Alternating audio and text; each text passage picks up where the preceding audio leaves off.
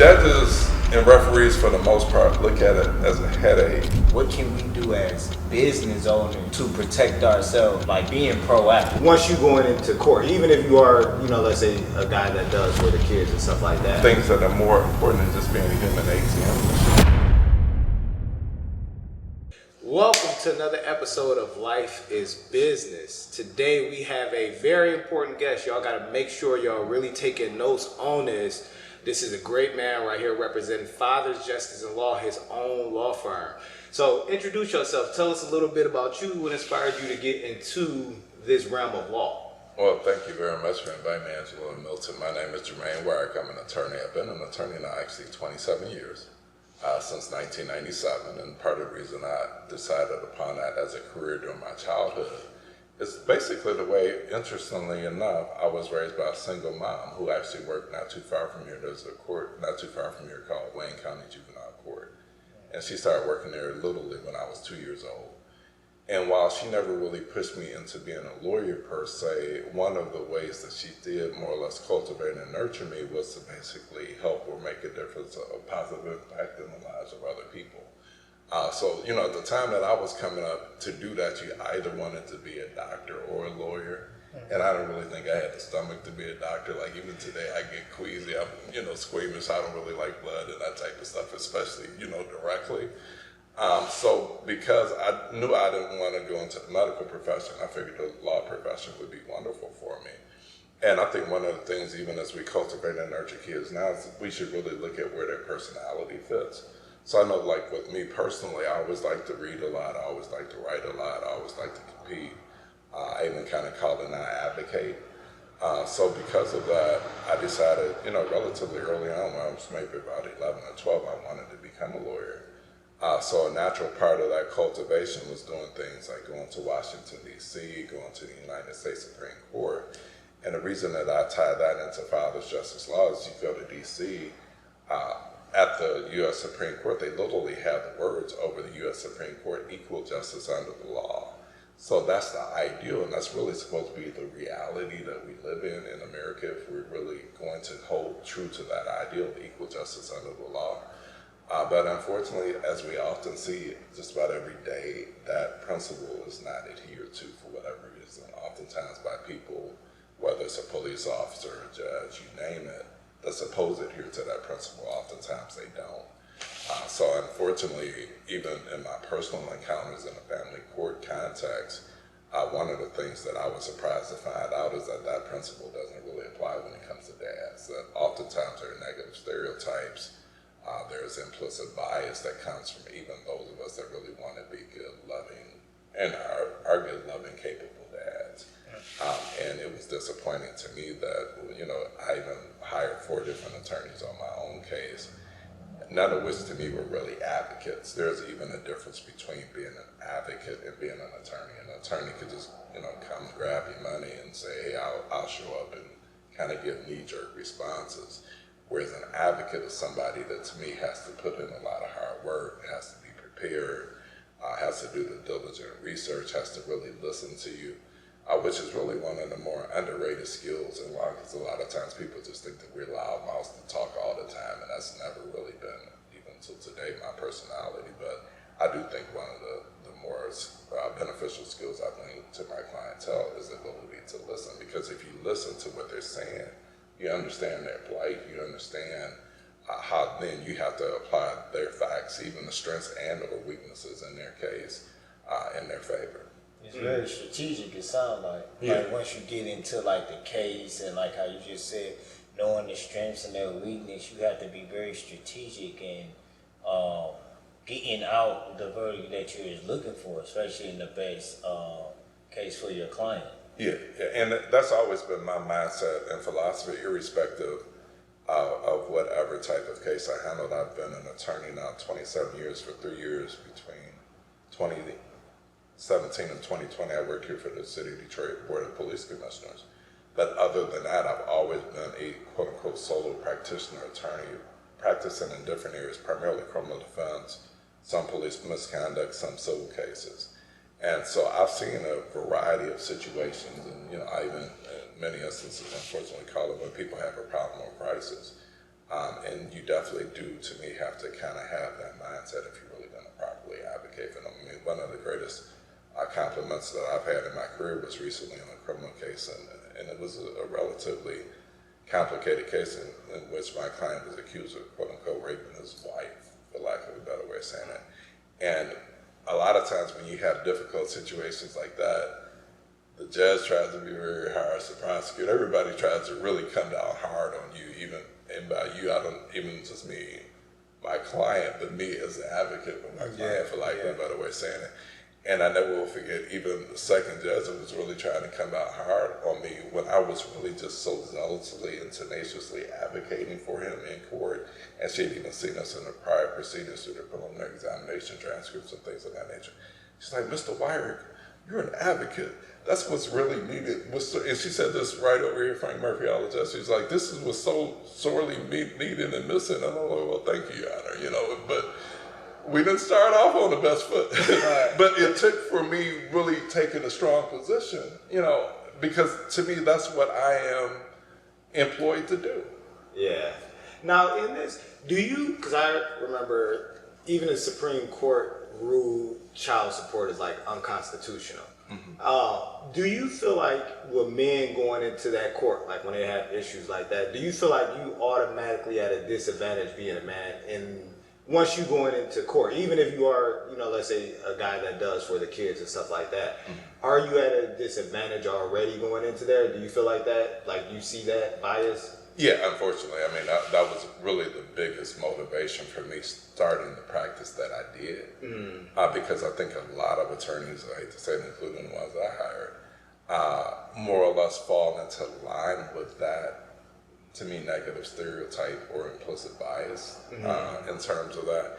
And the interesting thing, even referencing what you said, Angelo, is that the law is not really written. The law is written for equal justice under the law, quite frankly. And the law, and not to say the law is perfect, because I get into some of the imperfections in terms of why that happens, in terms of why the law is currently, it is that way. But what a lot of people don't understand, and a lot of lawyers and quite frankly judges and referees don't even understand, is that that bias or those negative stereotypes are not supposed to be so broadly brushed or painted on every individual man that goes into that court. You know, you're not supposed to be looked upon as a deadbeat just because you had a case prior to that where the dad hasn't seen the kid in 3 years and the kid don't even know what the dad looks like.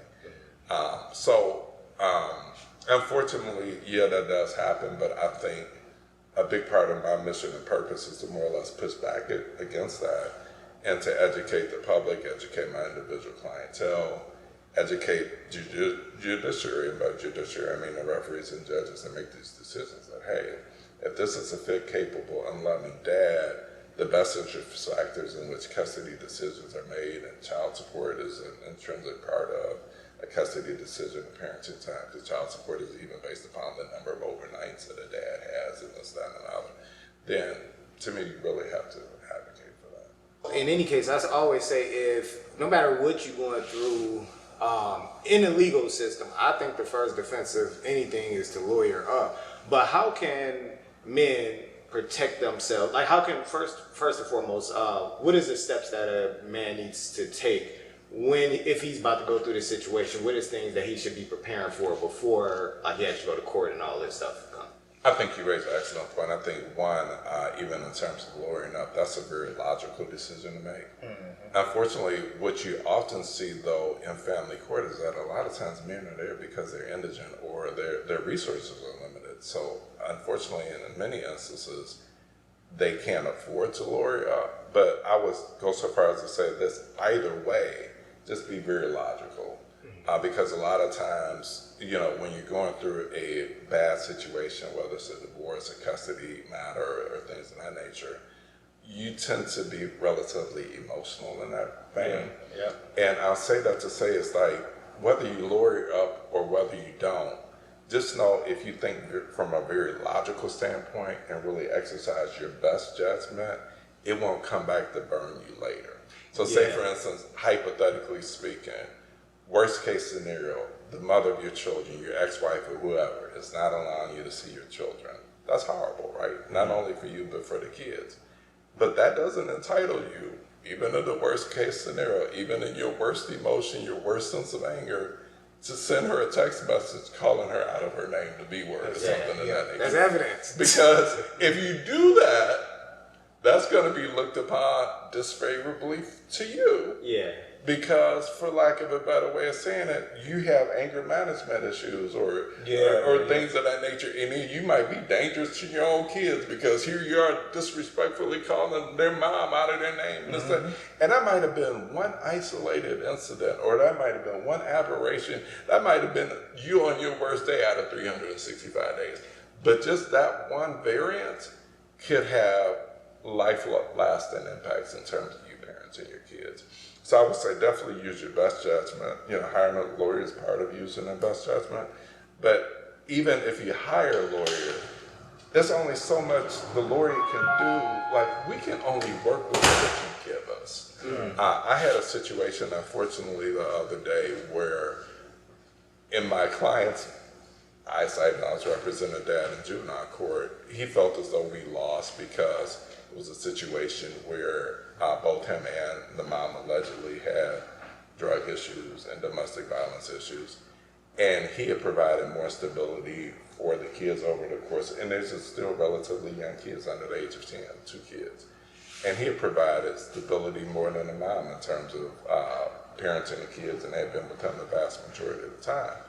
But because, for lack of a better way of saying it, a big part of the allegations against them was substance abuse, although it was voluntary at the point that we were at the pretrial stage. He didn't proactively listen to, one of my favorite phrases is teamwork makes the dream work, right? So I'm saying that in these instances, even part of using your logic, you have to be a team player. A lot of times you have to kind of put your ego aside, your pride aside, and really look at it. And I always tell people in any context going into a court situation, you have to be humble. You can't come in with some egocentric ego about it's all about you, because quite frankly it's not, because you got other people that are complete strangers to you that know nothing about you that are starting to make decisions. So even in that vein, if, and I always give my client, one of the things I always tell my clients is this: what you do outside of court directly correlates to the result that you get in court. Like, if I give you homework, do the homework. If you don't do the homework, you're going to fail the class. You get what I'm saying? So I'm saying that to say, if in an instance of, I referenced the text message earlier, but even in the instance of if there's allegations of substance abuse or alcoholism or something of that nature, you have to choose. You have to prioritize. Do you like that weed? Do you like it? And I know it's legal now, and I'm not in any way criticizing weed. But what I'm saying is that if there's some requirement whereby you have to abstain from drugs or alcohol as part of seeing your children, that might be the sacrifice you have to make right now. Yeah, or go get some help if you can't get off that. Yeah. Is there any part of it really challenging your morals, your values, and your character? Oh, absolutely. Making sure that ideally, is this going to be the best situation for the child? I know it don't go that way for the most part, but ideally that's what it's supposed to be. So what you're saying to our viewers is making sure that all of those things that you do in your personal life is basically shaped up in a form for you to represent them in the best way going into court. That's an excellent point, Milton, because oftentimes what happens, unfortunately, and Angelo has even kind of referenced this earlier, a lot of times the best dads go into court and there's a character assassination. You get what I'm saying? They feed into the negative stereotypes, this, that, and other. And so I say all of that to say, even using this phrase, getting to what you're saying, Milton, you have to dot every I and you have to cross every T. You can't get into a situation where, for lack of a better way of saying it, you're feeding into those stereotypes. Like if you have a situation such as mine that, I have a very small child, you have to be able to show, look, I know how to change a diaper. I know how to give her formula and things of that nature. So you have to really kind of, for lack of a better way of saying it, put your best foot forward. And one thing that you mentioned is that making sure you vet your lawyers. Like if you do get a lawyer, and if you can't afford a lawyer too, one thing you can also do a consultation with a lawyer though too, right? Yeah. So you can also do like a consultation with a lawyer just in case, like you said, moving logic with stuff. So that still gives you something. You might not be able to even afford the whole lawyer fee, but even if you pay for a consultation, that'll still save you a lot probably than what you can do on your own. But you talked about vetting a lawyer. What are good aspects of a good that you probably see that somebody should look for when vetting a lawyer? Especially in a family law context, I would definitely say you have to really look and see where their head is at, their mindset, their philosophy on practicing law. One of the things that I pride myself on is that I'm not a money-grubbing lawyer. Currently, right now, knock on wood, I don't charge for a consultation. That might have to change depending upon, the influx of clients that I receive. But part of not charging for a consultation is the mindset that I'm here to really service you and your children. I'm not just here to be, quote unquote, a money grabbing lawyer who doesn't really give a care about you or your children other than grabbing the money. My vision or my mission really is to make a difference or impact in these families' lives, in the short term and the long term. So having said that, one, does a free consultation in and of itself demonstrate how skillful or compassionate the lawyer is? Sometimes it does, and sometimes it doesn't. Because one of the more interesting conversations, and I hope I don't digress too much and tell war stories, but I remember years ago when I was just doing criminal defense, there was a lady that called, and I talked to her on the phone about half an hour, and she needed and the reason I kind of reference the story, the bigger point that I'm trying to make is that when you are looking at a lawyer, you have to look at it, especially if it involves your children. It's not just a cost, it's an investment. Yeah, exactly. And the way that I explain it to the dads that do call me is that, sometimes they get sticker shock or things of that nature in terms of when I do tell them the retainer, which I generally try to build a rapport with before I tell them what the retainer is. But the way that I look at it is this: my retainer is small compared to 10 years from now, God forbid, you haven't been in your kid's life and they have rejection or abandonment issues, and you standing before a judge and now they're 15 or 25 years old and the judge says the bond is $1 million or $100,000 and you're going to go back and say, I wish I paid that lawyer 10 years ago $3,500 so I could have been more actively involved. So I'm saying that to say, don't always be deterred by the price of a lawyer, because we're like anybody else. We have to make a living. We have to work. I think, unfortunately, a lot of times because of all the free advertising that lawyers do in personal injury contexts, and, I'm not trying in any way disparage that, but people, for whatever reason, think that we're just supposed to work for free. So, but kind of, because I want to stay very focused, one of the things that I, as a family law advocate for men, is I support shared parenting. And shared parenting is basically the concept that when you have a divorce or separation between the parties, that the parties should start with the presumption of equal custody between the two, that the mom or the dad shouldn't necessarily get the vast majority of the time, that it should really be like a 50-50 arrangement. As we currently sit here right now, that is not the law here in the state of Michigan. Some progressive states like Kentucky and a few others have actually passed shared parenting legislation, which starts with that presumption. The beauty of that is that it takes a lot of the turmoil, the acrimony, the vitriol, really even the time-consuming litigation that you currently see. Our current Child Custody Act was literally written in 1970. And, that was 54 years ago, before any of us was born, okay? And so I'm saying that to say, the reason that that's so antiquated, and I even lobbied for a couple of shared parenting acts, the last one of which failed in 2017, and I think there was even one since then. But part of the reason that the concept of shared parenting is so important for men is that it gives us a greater chance of getting that equality, that equal justice under the law that we're supposed to receive, that oftentimes, unfortunately, we don't in family court.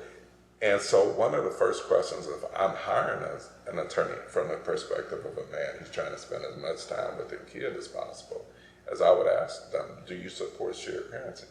A lot of attorneys, even male attorneys, even those, some of whom even say that they, cater or really advocate for me and do not because of their own financial interests. Oftentimes, if that, like the State Bar of Michigan, and I hope my bar license doesn't get in trouble for saying it, but the family law section has gone on record saying that they're not in favor of shared parenting.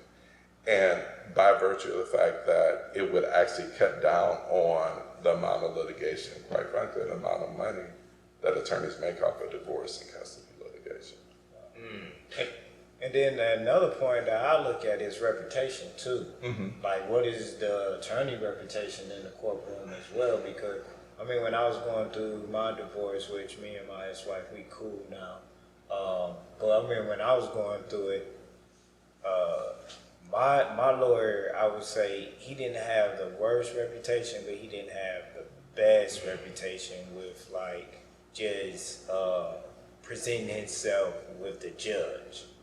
Because like how he moved and who he was. It wasn't so much of his business part. It was just like how he kind of moved as a person that, you know, they didn't like maybe the tone that he spoke of and stuff like that. And those things can like trigger. You can speak more to it than I can, but I knew like when I was standing behind him, the confidence kind of went down a little bit because of the interaction between him and the judge.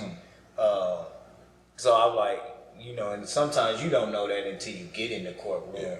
But I feel like finding out the reputation of the lawyer is probably something you would want to vet as well, because it's your livelihood at the end of the day. Yeah, and I think that's interesting because I don't think a lot of people think about that. What you just said, you know, like that aspect of the reputation of it. Because how can someone really vet the reputation of the lawyer beforehand? Like, how could you really do that? Yeah, you can. One, and that speaks volumes to like professionalism. So I say that to say, you know, believe it or not, and I know some people say you shouldn't necessarily use this term, but I think it's still a very applicable, word of mouth. Really, you know, go to people that you know and you trust. If you have a good friend that's been through a divorce and you're looking for a lawyer, you know, ask them who did they use and did they feel comfortable with that person. You know, so say for instance, if somebody came to Milton and you'd be like, nah, I don't think I really use him because there were issues when we were in court. But certainly knowing the people going to people that you know, like, and trust, and really trying to find out from them who you would use is definitely speaks volumes. Also, sometimes online reputations are important, you know, Googling an attorney, things of that nature. But that, for lack of a better way of saying it, you have to kind of take with a grain of salt too. Just by virtue of the fact that some bad reviews are not, you know, accurate, and some good reviews are not accurate. So I think a lot of it, just for lack of a better way of saying it, and this is what I even always tell my clients when they're on the phone or sometimes sitting with me face to face, what is your gut instinct telling you? Because I have conversations where, well, you're not as cheap as the other attorney. Well, that's fine. If your gut instinct is telling you to go with the cheaper attorney, I'm fine with that. But I know I'm not going to shortchange you on service, so I'm not going to be shortchanged because I got to be fair to both of us. You get what I'm saying? So I think a lot of it, quite frankly, is just your gut instinct. Do you feel comfortable with this person? Is this somebody that, you know, and a lot of times the lines get blurred because even given the dynamic of what I do, clients sometimes think that they're my buddies, and it's just like, you know, I was going to the gym last night and get a text from a client. I'm like, it's not there. You know, but when that starts showing up on the bill, it's like, oh, you're not my friend no more. But I'm a human too. You get what I'm saying? So I'm saying that to say, I think a lot of it is really just sitting down, having, quite frankly, the type of conversation that we're having. I think one of even the regrets when I hired an attorney, in terms of like, one of them I hired was late, okay, to the appointment with me. Well, if you're late to the appointment with me, you might be late to court all the time. And the court staff might not like you because of that. Like, I think I told you, you know, a big inspiration for lack of me becoming an attorney was my mom, even though she wasn't. But she worked in the courtroom for 31 years of her life, and that's the way I was raised. So one of the things she used to always tell me, even when I first started practicing, it's like, Jermaine, you got to be best friends with whoever answered the judge's phone. Like, be best friends with, like, not necessarily kiss somebody's behind, but be very polite and very respectful. I think a lot of times the public and even some of my colleagues feel as though you have to go into court and you have to act like a jerk or be angry or this, that. That's not really the way that you really advocate or to me persuade people. You know, there are judges, quite frankly, white, black, blue, purple, male or female, that I have better reports with folk that I have better reports with sometimes with people I wouldn't think that I would have good reports with versus some of the folk I almost practically grew up with. You know what I'm saying? And a lot of it kind of depends upon, are you accepted as being a polite, respectful professional versus are you Republican or Democrat or do I agree with your philosophy or about who you vote with in November? None of which is really important in the context of a custody or divorce thing. What's important is, what is the law? What is the facts of this case? Are you willing to advocate? And all that other sense is irrelevant. You get what I'm saying? Yeah. And in that case, so we talked about what to expect going in and how to kind of prepare for it. Mm-hmm. Now, when you got guys out there, because you have some people probably in this situation where they let stuff build up. Now they probably wasn't going to court. They was ignoring all this stuff. Now they like in arrears or something, and now they have that issue. For guys who probably even experienced that, is there any way out of that? Like, what can they do to start to help themselves out of that type of thing if they have been like ignoring everything all the time and now they're starting to get into that situation?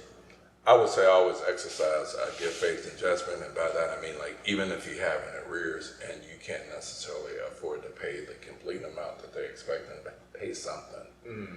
If you can't, I mean, I even give a hypothetical. If your child support is $500-600 a month and you can't afford to pay that, but you can afford to pay $50, pay that $50, because when you get caught held accountable for that in the courtroom, one of the things the judge is going to look at is, did you pay something? Because paying that $50 will pay for something for that kid, versus if you just ignore it for months or years on end and you don't pay anything, it's almost as though you're oblivious to the fact that the kid even has financial needs, for lack of a better way of saying it. Mm-hmm. So it's better to, and then one of the things that people should really realize, and I even do this with people that call my office that may, be facing financial hardships and not really in a position to hire an attorney, is that there are quite a few free services that gentlemen can avail themselves of if they find themselves in that. I mean, I've even volunteered through Friend of the Court, where they have, I think at least twice a year now, pro bono clinics where you could go in for about 3 or 4 hours. I mean, in the clinics it's 3 or 4 hours a night. And you can sit down and talk to an attorney for at least 15-20 minutes. And it's, for lack of a better way of saying it, one of these kind of judgment-free, kind of safe spaces, God forbid, even if you have a bench warrant issued against you because of the arrears or you haven't been paying support, they can't arrest you because you go to this free clinic. And they generally even have technology, and us kind of living in this now post-COVID world, they have at least, I think, once a month, webinars and things that you could kind of log into and kind of get information in that regard. One of the things that, even prior to me starting in Father's Justice, that a lot of guys should know, and this kind of involves me, and I probably have more grown children than anything, and I used to always kind of consider myself the hero on Flywave with my Superman cape when I would do this, is that there's a statute of limitations too on arrearages, whereby if the case is longer than 10 years old, older than 10 years old, meaning that the child is 27, 28 or older, because sometimes I've literally gotten calls for men that owe arrearages for 30 or 40-year-old kids, okay? And oftentimes what's good to know about that is that a lot of times if the money is not directly owed to the state, and you could have some type of cooperative relationship with the mom or now the grown kid, more likely than not, you could get a lot of those arrearages waived. So I'm saying that to say it's never really as bad as it looks. Mm-hmm. Just make it happen. But you don't want to just sit down. It's kind of like, what's the old analogy? You sweep a roach under the rug, it's still a roach, it's still good. You don't exterminate. So I'm saying that to say, don't ignore it. Yeah. You know what I'm saying? Just do your best. Even if you're falling short of what's quote unquote expected of you. Just try to, try to proactively change it to the extent you